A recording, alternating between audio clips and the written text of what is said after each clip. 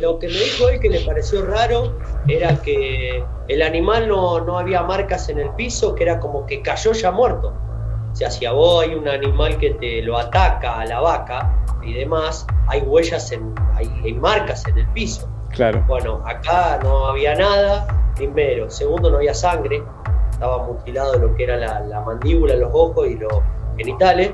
Él habla de que para él, que era un proyecto secreto de los Estados Unidos y que todos lo sabían y que utilizaron esta pequeña población alejada, porque la verdad que no es un... Luis Elizondo lo dice en el libro, en el libro Inminente, Luis Elizondo, que yo lo leí, dice que la primera intervención que tiene él en la CIA, realmente trabajando en la CIA, lo mandan a Colares. No da a entender que era el ejército norteamericano, pero sí que había agentes de negro. Es un caso en el cual apareció el fenómeno durante 3 meses, en el año 77, en la isla de Colares, al norte de Brasil. Exactamente. Aparecieron una sucesión de luces que se mantenían todo el día dando vueltas en el cielo, las veían, pero a la noche parecía que bajaban y atacaban a la gente. Estas son las luces. Atacaban a la gente. Y uno puede decir, bueno, es subjetivo, quizás sea como en otros casos que estuvimos hablando, que sea un producto, una secuela de la exposición, ¿no? A lo que sea que impulsa estos objetos, estas naves. Pero no, directamente emitían rayos que impactaban en la gente, o sea, arbitrariamente le disparaban a la gente.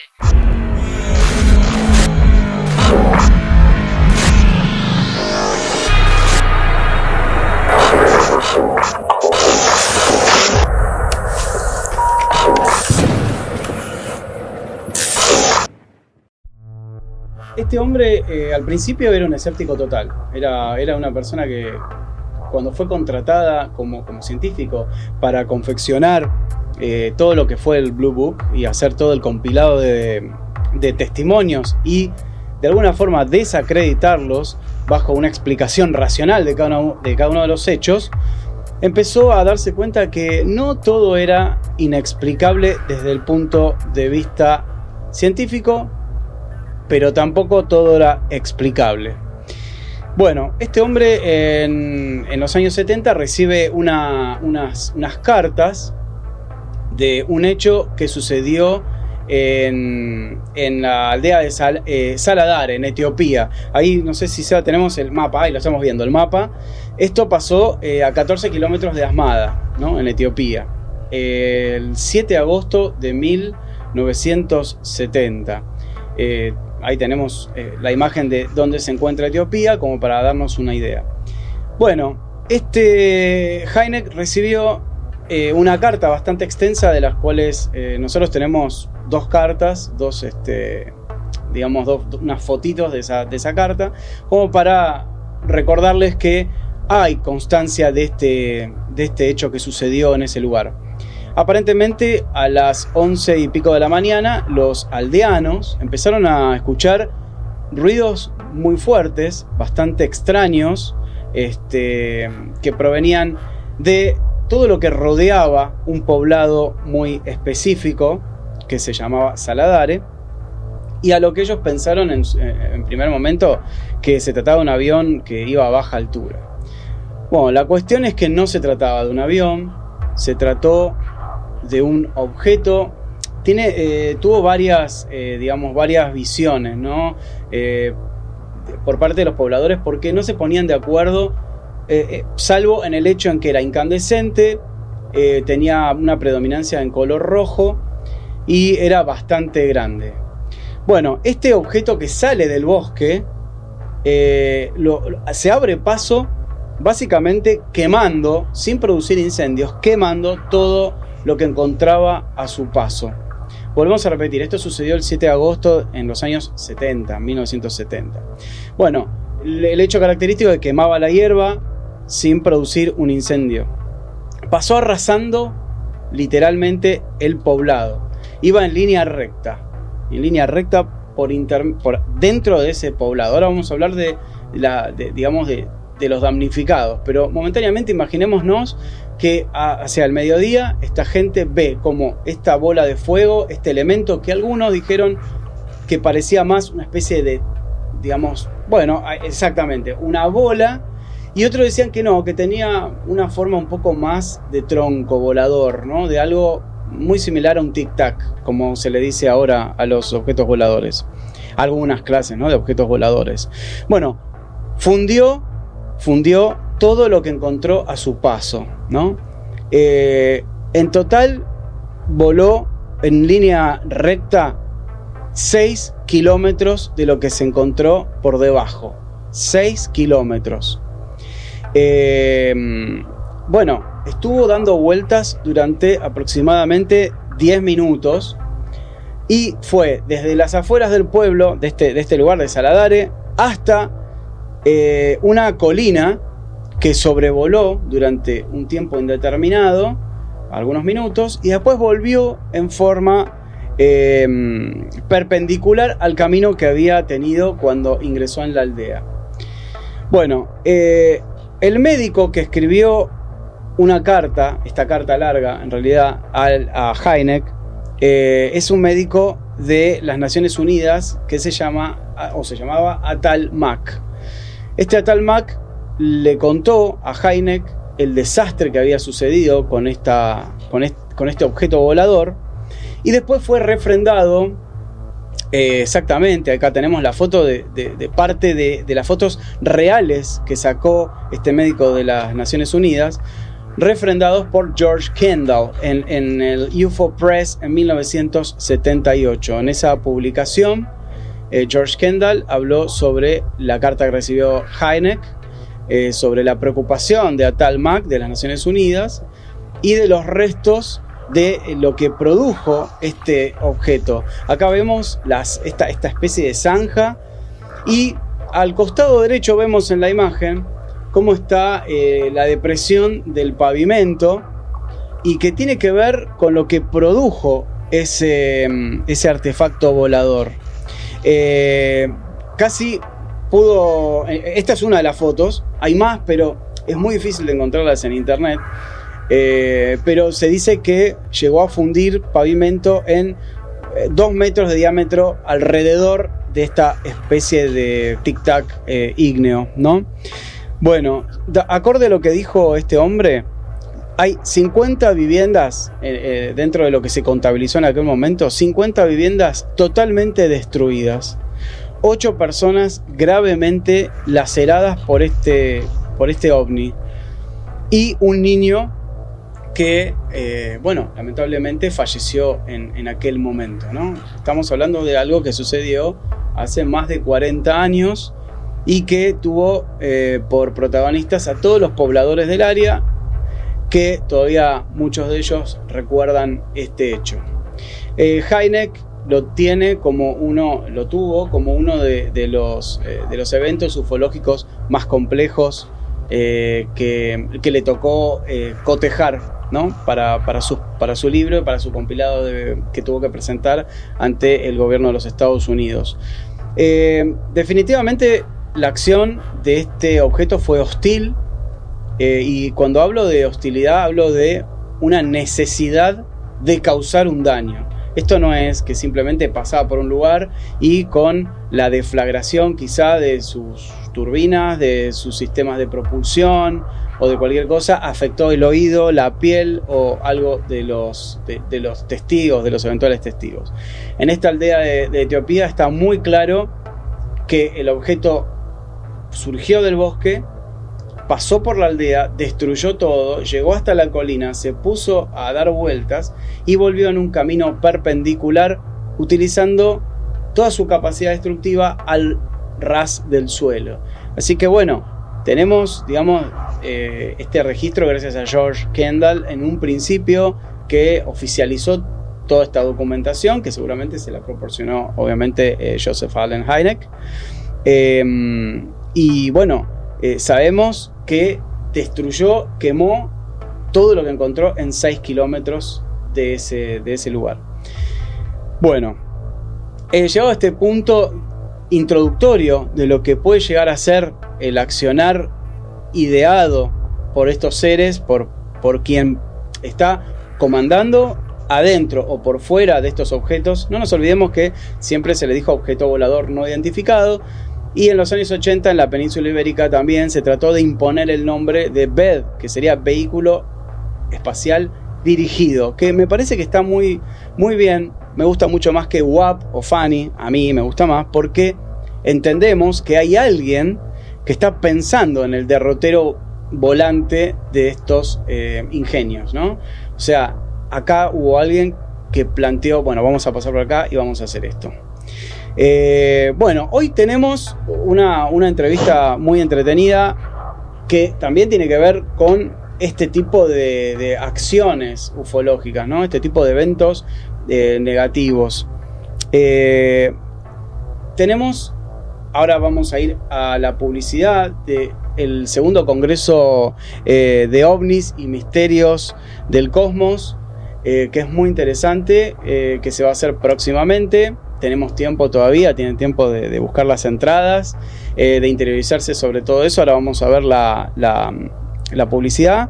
Y cuando terminemos esta introducción de lo que va a ser este congreso, vamos a estar con Gisela Cateura y con Cristian Gentiletti, además Cristian, que es quien está organizando este congreso, y Gisela, que es una de las disertantes del congreso, tocando el tema tan apasionante que es el de Colares, por ejemplo, que algunos me han pedido que venga, y bueno, se dio justo que podemos hablarlo con ellos, pero siempre bajo la óptica de que el fenómeno es muy lindo por un lado y también puede ser pernicioso en otro. Seba, si querés podemos pasar a este minuto y medio de la publicidad. Segundo Congreso de OVNIs y Misterios del Cosmos, en Godeken, provincia de Santa Fe. Una imperdible jornada donde se abarcarán diversos terrenos ufológicos, como el caso Roswell y la Cueva de los Tallos en Ecuador. También exploraremos cómo actúa el cerebro de los experimentadores en el momento del contacto con estas naves. Todos estos temas serán apuntados desde un ámbito 100% científico y se estará informando sobre la agenda ufológica de hoy en día a través de Andrea Pérez Simondini y su madre, Silvia Pérez Simondini, la mayor referente en el ambiente.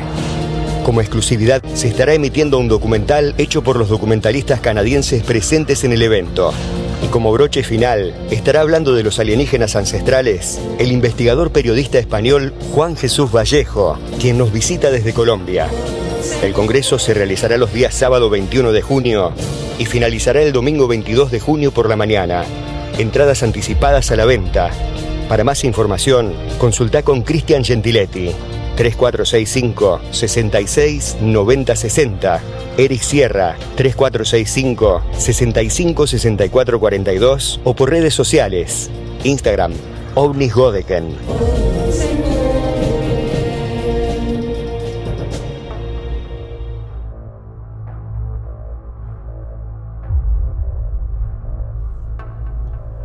Hola, Cris, te tenemos ahí en línea. Hola, ¿cómo andás? ¿Cómo va eso? ¿Todo bien? Estamos esperando a Gisela, pero bueno, te agradezco mucho que estés hoy acá en Blaster con nosotros. Espero que nos escuches bien, que no haya delay. No, perfecto. Buenísimo. Bueno, no sé si estuviste escuchando un poquito de la intro de este hecho que sucedió en Etiopía.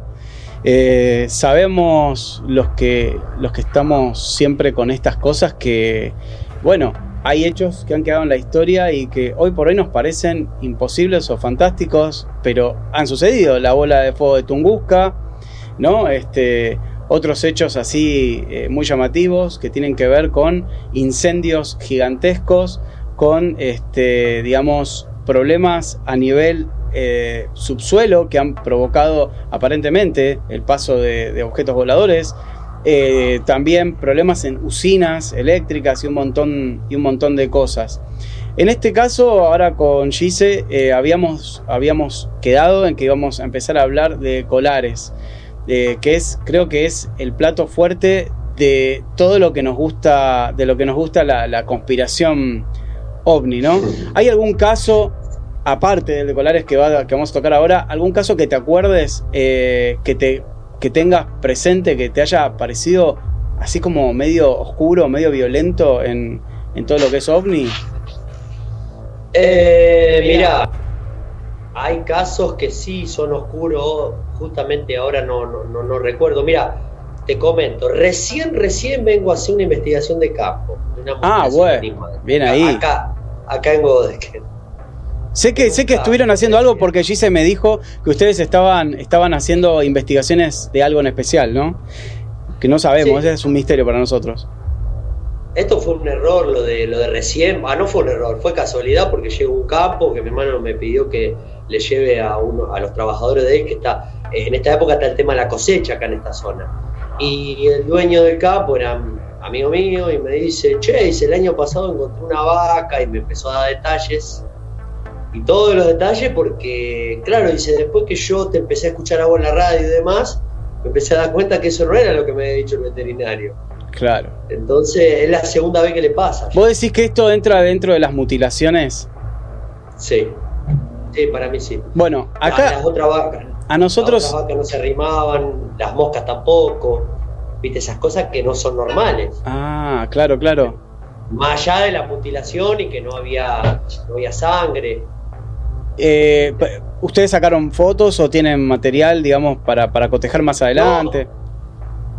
Mirá, este caso que te estoy diciendo ahora, esta no es zona de mutilación, arranquemos desde ahí, o La Pampa es zona de mutilación. Pero esto que te digo ahora le pasó al muchacho hace un año atrás, y el veterinario le dijo que era un animal, que era un puma, que le había... Y después de empezar a escuchar mi programa de radio y demás, se dio cuenta que no era un puma, así que no hay fotos, no hay nada, porque, viste, confió en el profesional, por decirlo de alguna manera. ¿Esto es vacas una sola o varias? Es la segunda vez que le pasa a él, en esta zona que no es zona de mutilación. Claro. Bueno, técnicamente está bastante dividido geográficamente, donde suelen suceder con más asiduidad todos los hechos de mutilación.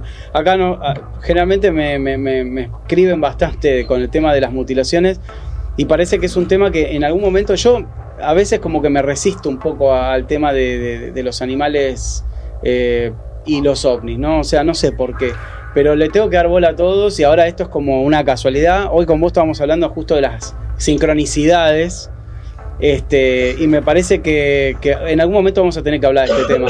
Y bueno, ¿qué es lo más extraño que le pareció a esta persona con respecto a la muerte? Pues esto es así, vos sos un vaquiano, sos alguien que está acostumbrado a que un día te levantás y por ahí tenés una vaca muerta o un caballo lastimado o algo, y uno ya sabe lo que es una bichera que se intoxicó, que le cayó un relámpago al animal y cayó, porque lo he escuchado de gente de campo. Pero para que sea algo extraño, ¿no?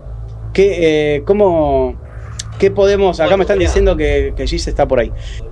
Lo que me dijo él que le pareció raro era que el animal no había marcas en el piso, que era como que cayó ya muerto. O sea, si a vos hay un animal que te lo ataca a la vaca y demás, hay huellas, hay marcas en el piso. Claro. Bueno, acá no había nada, primero. Segundo, no había sangre, estaba mutilado de lo que era la mandíbula, los ojos y los genitales. Tercero, estaba en el medio del campo, o sea que un rayo no era, porque siempre corre por los alambrados, los rayos mayormente, las plantas y demás. Y cuando yo le pregunté esta mañana, le digo, ¿se animaban los otros animales y se arrimaban a...?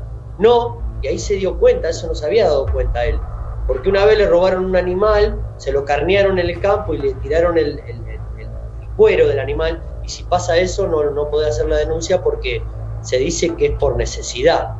Mirá, qué dato, claro, interesante.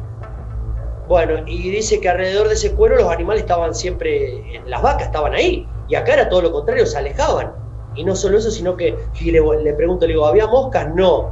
Bueno, después le tiré un par de recaudos a tomar, si vuelve a pasar, por el hecho de que no es muy bueno para la salud tampoco, hay que tomar un par de recaudos. Claro. Porque esto sabe generar Alzheimer y Parkinson, entonces con el constante estar ahí, o sea, por lo menos hay que esperar 24 horas, llamar a un profesional que esté en el tema, como María Cecilia Di Sumo, por ejemplo, que va a venir al Congreso, que habla de mutilación, obviamente, bueno, esos recaudos que hay que tomar. Pero eso fue lo raro que le pareció a él. Y obviamente lo raro es que estaba comido y no tenía sangre. Un animal tiene, una vaca adulta tiene 50 litros de sangre aproximadamente. Y no había restos de sangre. Ni de pataleada, viste, en el pasto, nada, viste que un animal increíble. Que está muriendo queda no, bueno, pero viste que te pregunté y era esto, me tenías que contar esto como para empezar a mover un poco la imaginación de la gente, para empezar a pensar que hay probabilidades de que todavía estén dando vuelta ciertos elementos que no podemos determinar y que de alguna manera o atacan o investigan.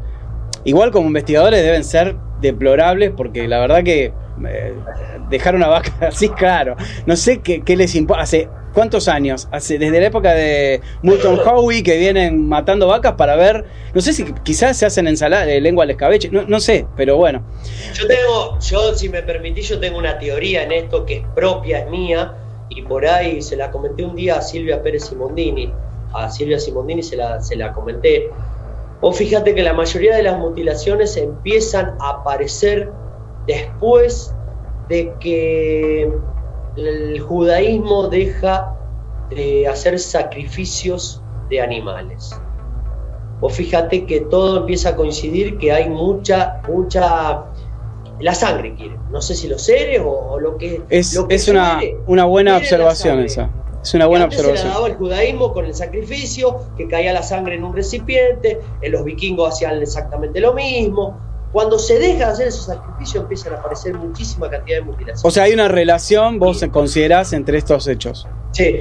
Démosle un saludo a nuestra amiga que ayer, que estuvo con vos igual. Hola, Gise, ¿cómo estás? A ver, quiero escuchar esa voz de tenor.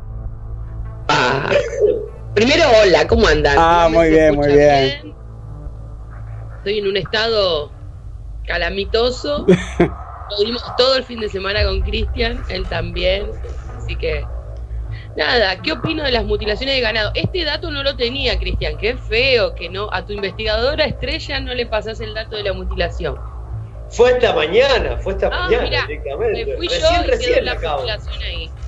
Sí. La verdad es que, obviamente, como hablaban ustedes recién, es uno de los temas más desconcertantes, porque uno piensa, si es fan de la teoría extraterrestre, uno piensa, bueno, se vienen miles de años luz para matarnos las vacas. O sea, es raro. Ahora, con todas estas nuevas teorías, que no son tan nuevas, que se vienen hablando, que tienen más resonancia en el último tiempo, que es esto de la conciencia, de pensar lo que estamos lidiando, entre comillas, con una inteligencia que es no humana, pero que podría ser que compartimos planeta, pero en otra dimensión.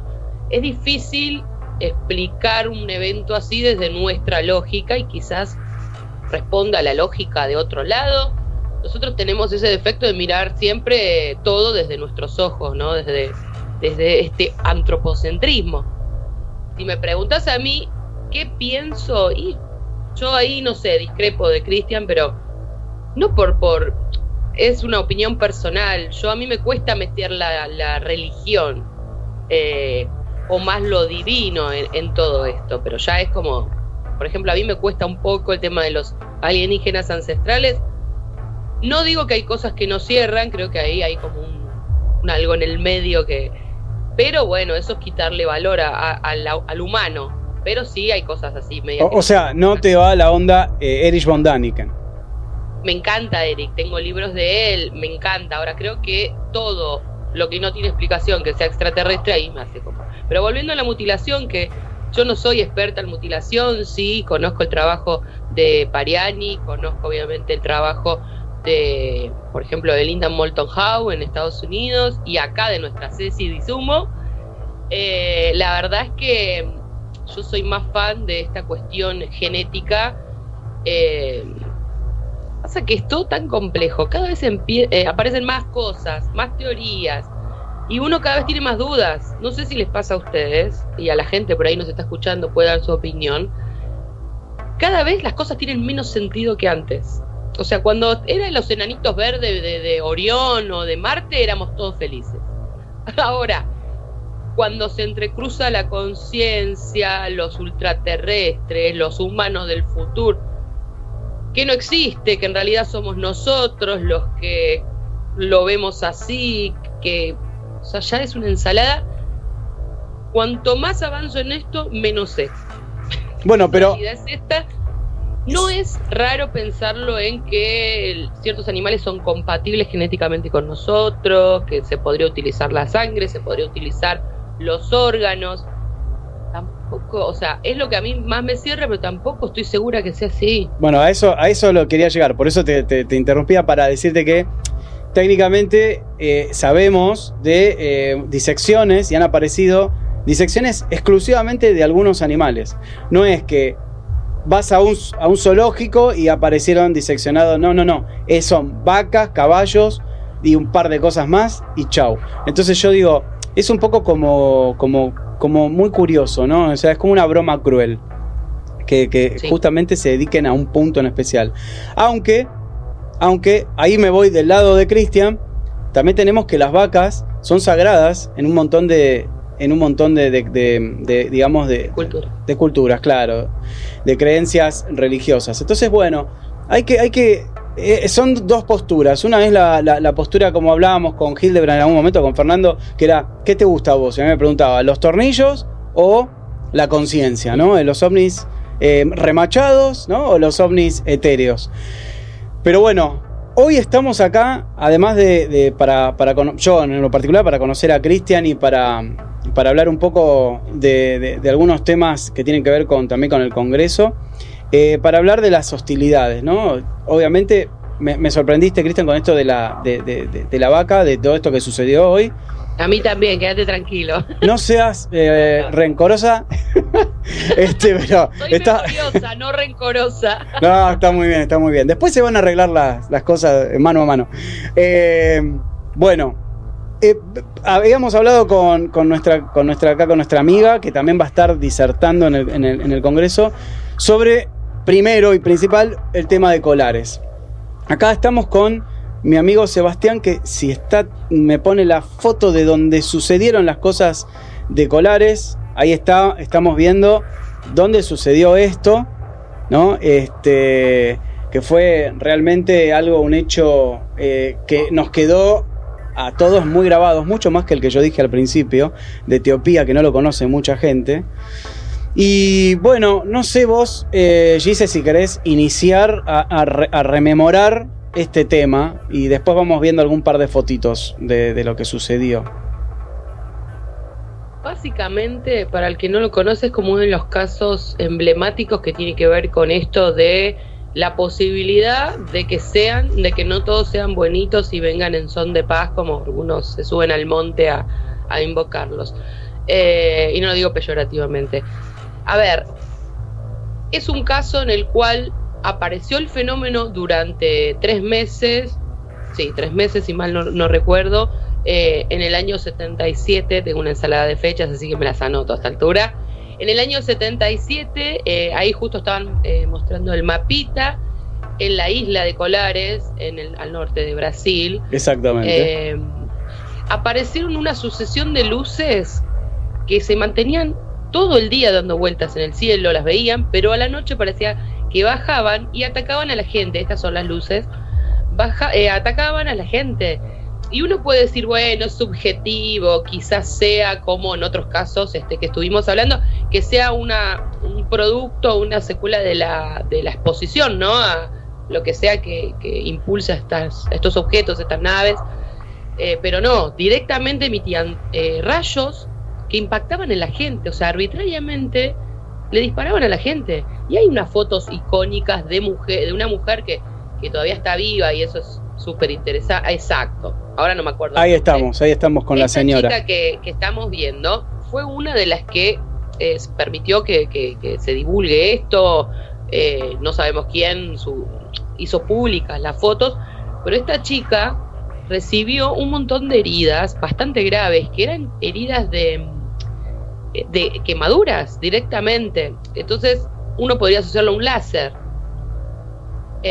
Hay testimonios de este caso, que se llamó también Operación Prato, porque intervinieron los militares. Toda una isla, ustedes piensen que toda una isla invadida por objetos que disparaban. Y disparaban, no, que disparaban a un lugar y por ahí justo había alguien, no, deliberadamente a la gente.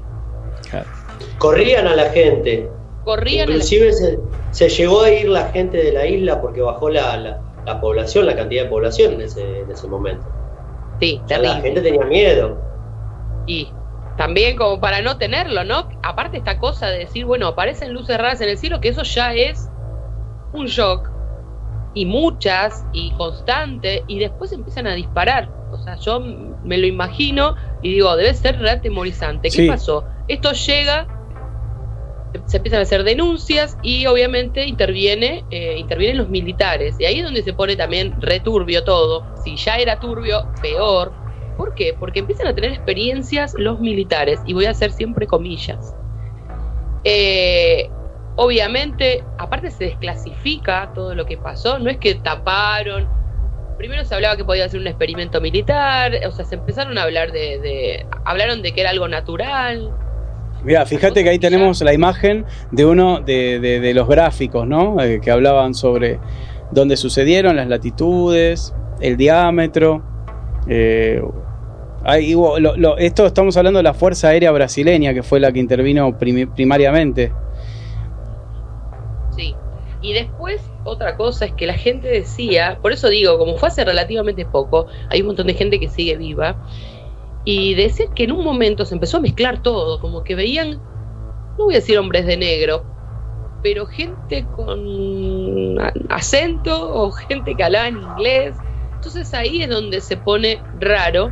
Y a mí me pasó que con el canal que le hicimos una nota a Pablo Villarrubia, que es un investigador brasilero, que bueno, ahora vive en España, pero es como entre otros investigadores, él fue uno de los que viajó a Colares, que hizo toda una investigación muy exhaustiva, y la conclusión a la que llegó él, pues yo le dije, vos estuviste ahí, obviamente muchos años después, pero estuviste ahí, ¿qué sentiste? ¿Qué te contaba la gente?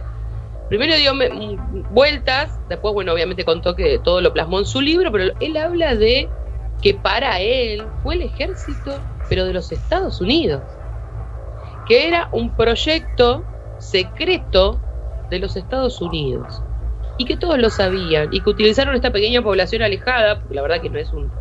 Luis Elizondo lo dice en el libro, en el libro inminente, Luis Elizondo, que yo lo leí, dice que la primera intervención que tiene él en la CIA, realmente trabajando en la CIA, lo mandan a Colares.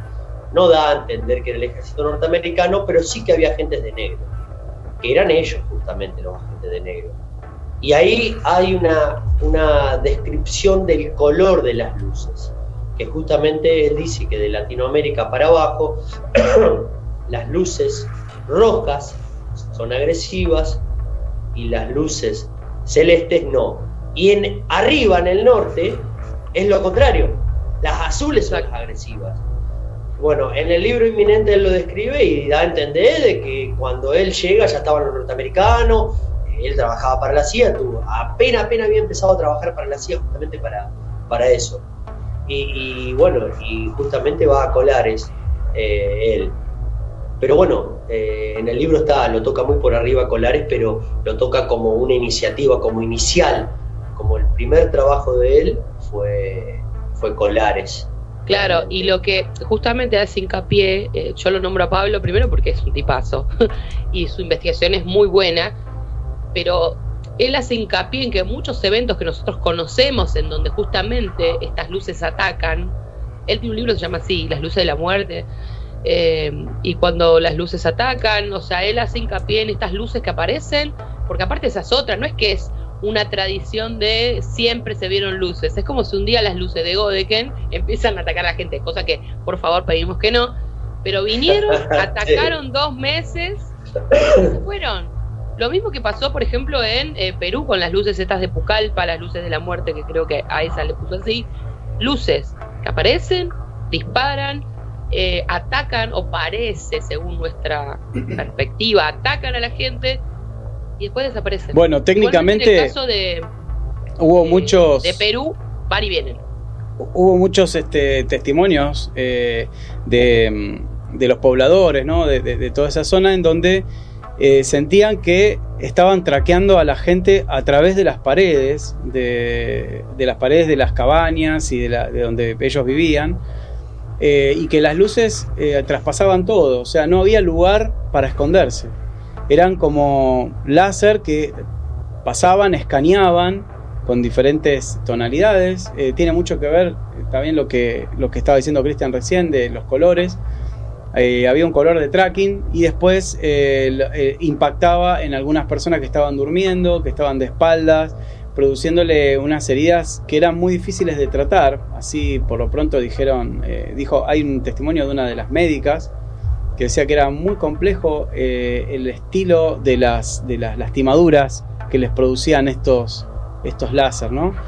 Y que se sentían totalmente indefensos porque venían por oleadas. De golpe aparecían en un horario y quedaba mucha gente lastimada. La verdad que debe haber sido un periodo, no sé cuánto tiempo duró, no sé si tenés esa info. O sea, sí, 3 meses. O sea, fueron 3 meses de asedio, de octubre digamos. a diciembre. Pero aparte no discriminaban porque niños, mujeres, no era que elegían un sector de la población. Igual esta doctora que decís vos, Germán, es la que destapó, digamos, la olla. Y un dato muy, digamos, si queremos algo más sumarle a esto, es que el comandante o el coronel creo, era el grado de él, que investigó todo esto, se suicida. Holanda, de apellido, sí. Se suicida. Termina mal. Después de todo esto, porque obviamente él fue la primera que destapó la olla, digamos, es esta doctora, que después de un tiempo sale a contar el tipo de lesiones que tenía la gente, y después que pasa un tiempo, el coronel cuenta esto, de que realmente era así, eran las luces. No sabemos qué pasó entre eso y todos los informes que vimos, que son muy claros, los informes de la investigación, de la desclasificación, son muy claros y hay palabras muy concretas. O sea, no es que dijo puede ser la luz que refracta como solemos conocer en estos casos, que mandan fruta. Él contó todo y al tiempo se suicida. Para mí lo suicidaron. Muy raro. Pero raro. Más allá de eso, vos fijate que justo en esa época Estados Unidos empieza con un proyecto Stargate, que no solo se usaba la visión remota, que era poder llegar a lugares donde no podés llegar físicamente, que se usaba para la Guerra Fría, sino que también tanto Estados Unidos como los rusos de ambas partes la usaban para imponer ideas, y mayormente en la parte prisionera o que alguien estorbaba, esa idea era la idea de suicidio, como pasó en Bulgaria, no me voy a acordar, en la cueva esa que encuentran, que imponían con la mente que determinadas personas que se suiciden. Es loca la idea, pero puede llegar a ser también, porque estaba metido en Estados Unidos, o sea, Elizondo lo dice muy bien, los testigos lo dicen bien, entonces puede llegar a ser eso también, que vos estorbás inconscientemente, pasan cosas que quedo con las manos limpias. Igual es muy interesante lo que dice Germán, esto de las luces, unas que escaneaban y otras que disparaban, y de acuerdo al color, o sea, lo del color sí, cada vez resuena más, y es cierto lo que dicen de la luz roja, la luz azul. A mí me llama mucho la atención esto de que en el norte la mala es la azul y en el sur la mala es la roja. ¿Será una interpretación del infrarrojo, no sabemos, pero es muy loco. Acá estamos seguros que la roja. Sí, obvio, olvídate. Arriba, en el norte no sé.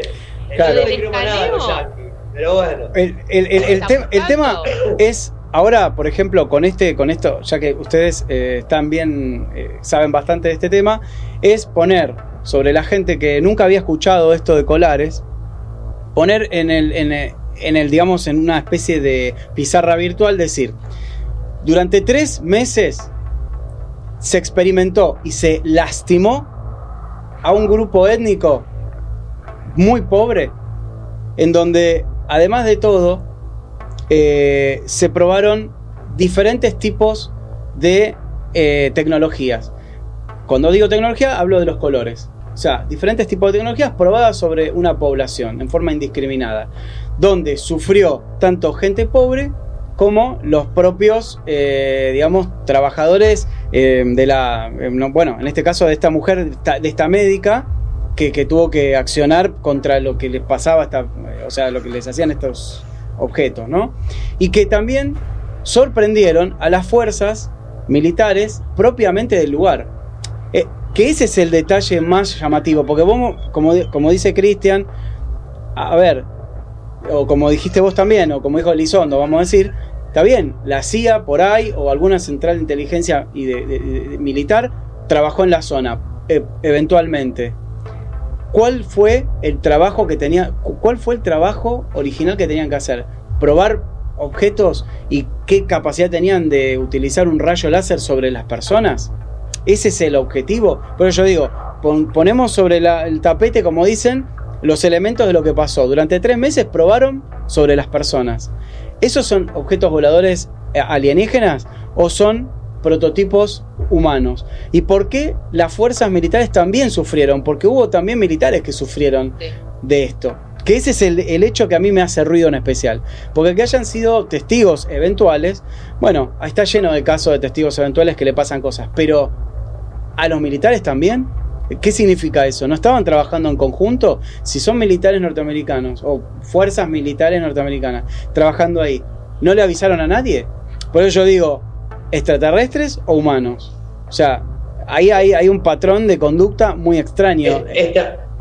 Para mí, por lo que yo leí de lo de Elizondo, extraterrestre. ¿Y qué iba la CIA a buscar ahí? Metamateriales. Siempre estuvieron buscando metamateriales, más de todo por lo de Ubatuba, que fue muy parecido. No hubo agresión, pero hubo metamateriales. Había luces, no había algo físico, pero no se sabía. Y lo que dice en el libro, como que buscaban eso. Bueno, pero igual hay hay croquis que hicieron testigos de elementos discoidales, que son parte de lo que estaban mostrando. O sea, más allá de... Está bien, nosotros le decimos luces. Obviamente, lo que hubo fenómenos aéreos muy iluminados, con diferentes tonalidades, pero hay muchos testimonios que hablaban de platillos, no hablaban de B, no hablaban de objetos en forma de B, no hablaban de esferas, hablaban de platillos voladores, o sea, elementos usados, físicos, exactamente. Como diría nuestro amigo, tornillos había. De chapa y tornillos. Claro. ¿Saben qué? Yo tenía esa mirada hasta que vi una de las últimas armas que mostró Lockheed Martin. Es este barco que tiene un rayo láser que ataca y alcanza distancias enormes. Sumado a eso, yo no soy muy conspiranoica, sin sentido, como hay mucha gente que lo es. Pero ¿estás hablando de mí, Gisela? ¿Se acuerdan esto que pasó en Hawái? Que dicen que la gente pintaba los techos de color azul porque si era rojo, el láser atraía cierto tipo de... Y los conspiranoicos decían que justamente estaban probando los láseres, y justo después sale esto de Lockheed Martin, que aparte ya sabemos, Lockheed Martin tiene en su haber, y está nombrado un montón de veces en los archivos desclasificados y en estos testimonios, estos whistleblowers que salen a contar cosas.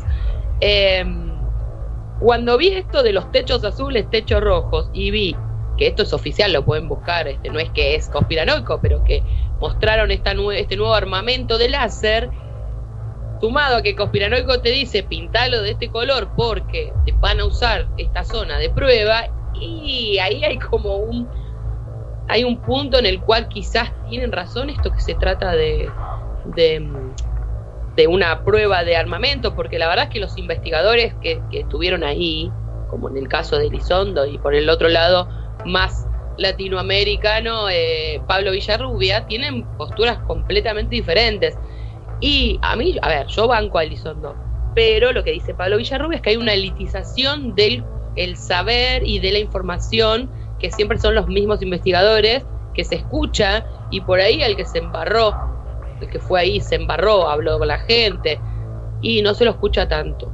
Así que hay como todo, siempre algo turbio alrededor, y que no sé si en algún momento vamos a saber la verdad. Ahora, lo que yo pondría sobre el tapete, ya que estamos en esta suerte de café de polémica en el bar, yo lo que me pregunto es si supongan que realmente estamos hablando de objetos que son de otro mundo.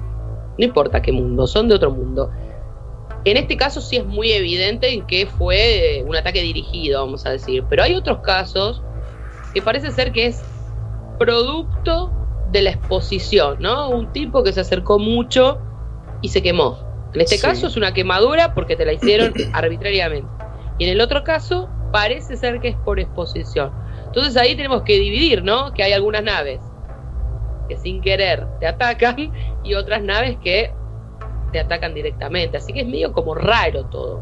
Bueno, pero acá se muere, así como vos decís, acá se muere un poco toda la teoría malanguera del asunto. Acá fallece un poco toda la parte de la conciencia y del Merkaba y de toda esa historia. Acá empezamos a tener objetos puntuales que ocasionan problemas biológicos o sobre los elementos por los que ellos trasundan, ¿no? O sea, ¿cómo sería eso? Tenemos... ¿dónde estaba Ashtar en este momento? ¿Qué estaba? Tomando un mate. Dice, a ver... Me pregunto lo mismo. Sí. Igual yo pienso, y quiero saber la teoría de Cristian, yo creo que hay, y voy a ir en contra de mucha gente que ya tiene una teoría fuerte y no quiero spoilear el trabajo de nadie, pero me dijeron que estaba muy avanzada la investigación acá en Argentina de los no humanos. Yo creo que hay un poco de todo. Mirá, me la juego, Germán, como me la jugué la otra vez, con que si yo creía o no creía. Yo creo que hay un poco de todo. Yo creo que está el fenómeno, y que son dos cosas distintas. Está el fenómeno lumínico, que es el que yo presencié, por ejemplo, en Godeken la otra vez, y el fenómeno que es más outsider. Sería el fenómeno de acá, de las luces, y el fenómeno outsider, que puede ser, ahí elija su propia aventura. Puede ser que sea alguna civilización que vino acá desde antes, que está acá, otra que vino, algo dimensional. A mí la teoría dimensional me hace, o sea, es la que más me satisface. Pero que sea interdimensional, que venga de otro lado, no quiere decir que sea del centro de la Tierra. Puede ser que venga de otro lado, o que tengamos por un breve instante ese velo se corre y accedemos a esa otra, no sé, a esa otra realidad, pero no por eso significa que está acá adentro. Entonces creo que convivimos, y esto acá, yo sé que es poco científico lo que voy a decir, pero es una vivencia mía personal, de las cosas que sentí cuando veía un objeto en el cielo volar, y lo que sentí las veces que vi luces en lugares de laguna, donde hay montañas. Luces rastreras. Esa es mi opinión. La mía es exactamente lo mismo. Si me permitís, mi teoría es exactamente lo mismo que ella. No es lo mismo, con esto no van a odiar los investigadores, pero bueno, y tengo mi teoría en esto. Mirá, yo en la laguna, como dice ella, acá en Godeken vimos luces rastreras y demás, y no solo visualmente, sino lo que sentí no es lo mismo que lo que vi en el cielo. Lo que yo vi en el cielo, yo tengo grabado un video de un día a las 5 de la tarde, pleno día, éramos 5 personas, vimos un objeto pasar, un objeto que inicialmente lo describimos como ovoidal, más bien casi un huevo, pero como una bolsita de nylon, porque como que la luz pasaba... Como traslúcido, digamos. Sí, como que distorsionaba, pero tenía un brillo también, un brillo propio, no algo que reflejaba. Bueno, pasó en 60 segundos el cielo, lo cruzó, se hizo una burbuja, no escuchamos los pájaros, no escuchamos nada, no emitía ruido eso, no dejaba estela, nada, y no percibí lo mismo. Pero lo que coincide dentro de las dos cosas para mí, hay una conexión de la conciencia, de nuestra, como seres vivos, de nuestra conciencia con eso. Con el fenómeno. Porque con el fenómeno, no tanto el que está como que está en el cielo como el rastrero. Yo lo vi en el cielo y no lo vi luz. También he visto luces, pero lo vi desnudo el fenómeno, porque lo vi de día, o sea, realmente. Y está el video, Cuando lo empiezo a filmar, cambia de forma. Yo creía, pero nunca cambió de forma. Porque cuando Pablo Ducó me viene a hacer reportaje a mí, me viene a investigar esto, y viene un alumno mío, que yo doy clase de cuchillería, y y él era uno de los que había visto, yo empiezo a decir, cuando yo lo empiezo a filmar, el objeto cambió de forma. Y el otro testigo dice, no, en ningún momento cambió de forma. O sea, yo dije que cambió de forma porque empecé a verlo a través del celular. Porque es subjetivo. Lo que yo filmé, porque es subjetivo. Es subjetivo el evento para cualquiera. Es subjetivo. Vos ves una cosa, sentís otra y captás digitalmente, claro, otra. Pero lo que yo vi inicialmente era lo mismo que había visto los otros. Cuando yo lo empiezo a filmar, se camufla el fenómeno. ¿Te das cuenta de lo que te digo? Agarra la forma de un avión, pero volando así. A ver, no se ve. Así parado. Claro. Así. Ahí se vio. No recto, porque parecía un avión. Pero cuando lo analizamos, le pasamos filtro y demás, tenía radiación y un montón de factores, como que el fenómeno jugaba, porque ningún avión puede volar así de esa manera, de panza. Claro. ¿Se entiende?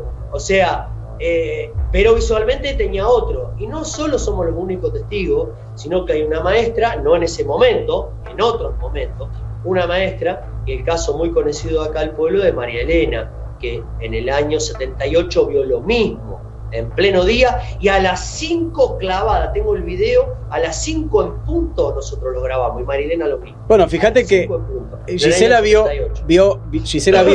lo que vio en la terraza de su casa, y ella se juega que nadie vio eso. ¿O no? Es muy loco. No sé vos, Cristian, si sabías que yo siempre cuento, digamos, para mí mi avistamiento bisagra es el cigarro.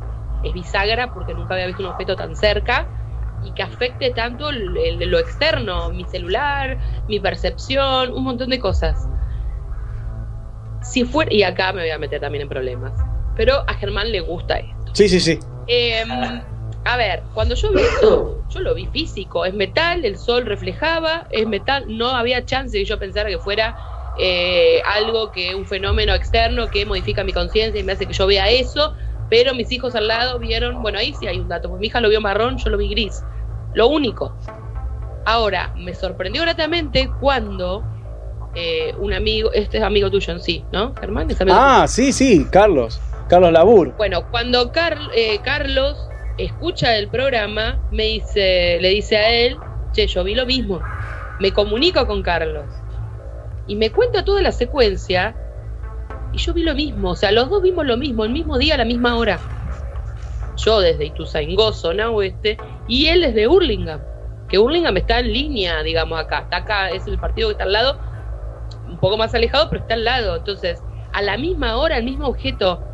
Entonces no era una inteligencia que a mí, porque yo soy ovni fan y me encantan los cigarros, lo proyectó en mí, porque él estaba yendo a trabajar, no es que estaba haciendo una vigilia, él estaba yendo a trabajar, vio un destello en el cielo, no recuerdo si me parece que no lo grabó. No. Ve exactamente lo mismo que yo, a la misma hora. Y otro más también había, ¿no? Había otro más, ¿no? Que vos dijiste que también había visto, ¿no? Otra persona. Bueno, exacto. Y está acá al lado, y en la misma hora más o menos, quiere decir que eso apareció por acá, siguió su camino. Es físico. Y lo más loco es que, obviamente yo tenía un celular de muy baja calidad, lo cual igual bastante bien se ve. A la semana me entero que un investigador que vive a 25 cuadras de acá graba con una cámara decente, una cámara muy buena, me graba el mismo fenómeno, o sea, una semana después a la misma hora, y lo graba en HD, digamos. Pero vos me habías dicho que en realidad a vos se te produjo lo mismo que contó Cristian, que es esa burbuja, y que vos misma te llamaba la atención que la gente no estaba prestando atención al fenómeno, ¿no? Y que no decía. Por eso, si vamos al año 85 y vamos a lo que yo vi en el patio del colegio, que después, salieron en las noticias, Canal 9 mandó un helicóptero y todo, que posteriormente fue un globo aerostático, importado. Ahí todos nos dimos cuenta. Todo el mundo, toda Argentina se dio cuenta de que estaba pasando ese famoso globo. Ahora, esto que viste vos solamente fue visto por determinadas personas. Y ahí vamos a lo que dice Cristian, que tiene que ver que hay una relación a nivel conciencia, a nivel captación, a nivel sensaciones, ¿no?, con el evento. Entonces, no es para todos el evento, no es lo mismo. Mirá, te digo algo. Cuando yo le hice el reportaje a un chico acá de Casilda cerca, Walter Vergara, que vio un triangular varias veces, una nave triangular, y en una de las veces pasa por arriba Casilda y él va con la bicicleta corriendo y hay un accidente ahí de auto en el centro de Casilda, un accidente leve, y él le decía a la gente, mirá para arriba, mirá lo que está. No es que la gente miró y no vio, no, la gente no quería mirar. Ah, sí, eso te hay creo. Hay algo que interviene en la cabeza que no te deja mirar, no, que no tenés que mirar, eligen a quién.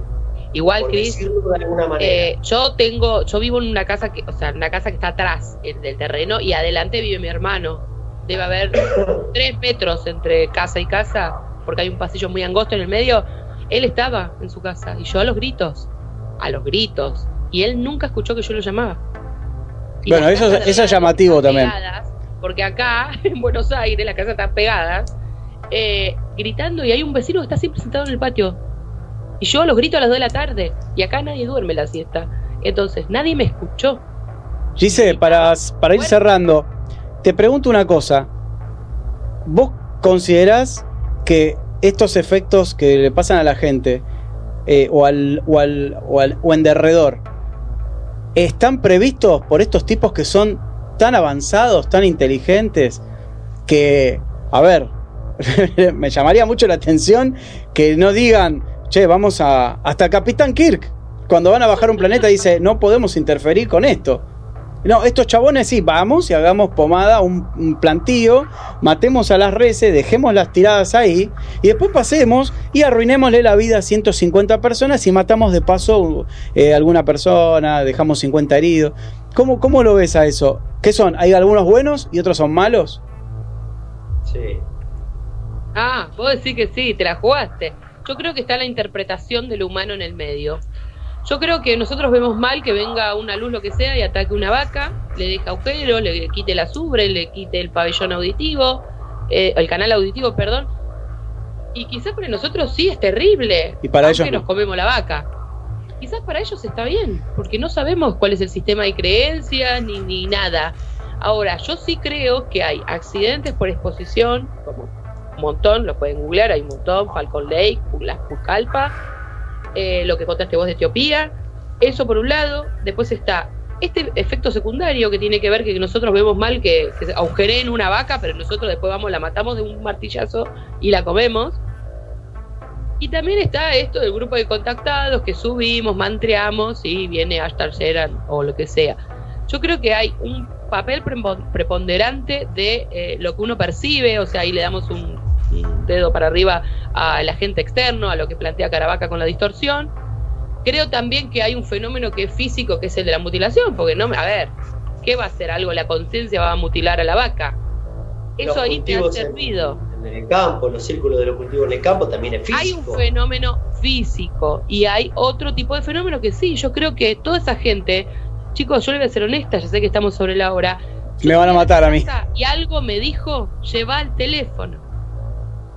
Lleva el teléfono, anda al techo y lleva el teléfono. Y yo me convenzo a mí misma de que en realidad lo llevé porque le quería sacar foto a mi hijo que era bebé. No, algo me dijo, lleva el teléfono. Y registra esto. Chicos, Gise, doble. Cristian, Gise, les agradezco que hayan estado en esta, como te decía hoy, a vos, Cris, que lamentablemente Blaster es muy cortito. Esto da para esos programas que son 2-3 horas que todos charlan, pero dimos un montón de info muy compilada. Y está vamos a seguir. Dejamos el suspenso. No, claro, para la próxima. Parte 2. Sí, Gisela, vos estás en Capilla, no del Monte, Acá, la próxima venís en persona. Sí, le echaste la culpa que lo fuiste a ver a Cristian y qué sé yo. Bueno, chicos, los dejo porque acá me van a sacar a patadas. Así que les agradezco mucho. El operador, que no me acuerdo el nombre. Sebastián, que es el que me está echando. Y bueno, Cristian, después seguimos porque se vienen más entrevistados. Como por ejemplo Gise, que va a estar en el Congreso. Decinos rápido de qué vas a hablar. De Godeken. De todas las cosas que están pasando. La mezcla de fenómenos extraños que están pasando. Exclusivamente ahí, de Godeken. Info. Bien. Y bueno, nos estamos encontrando la semana que viene con más de todo esto. Vamos a hablar con otro también de los disertantes de Godeken. Chris y Gise, muchas gracias por haber estado hoy. Placer. No, gracias a vos. Por favor, chicos. Gracias a Seba, a mi hermano, a todos. Les mando un saludo enorme. Chau, chau.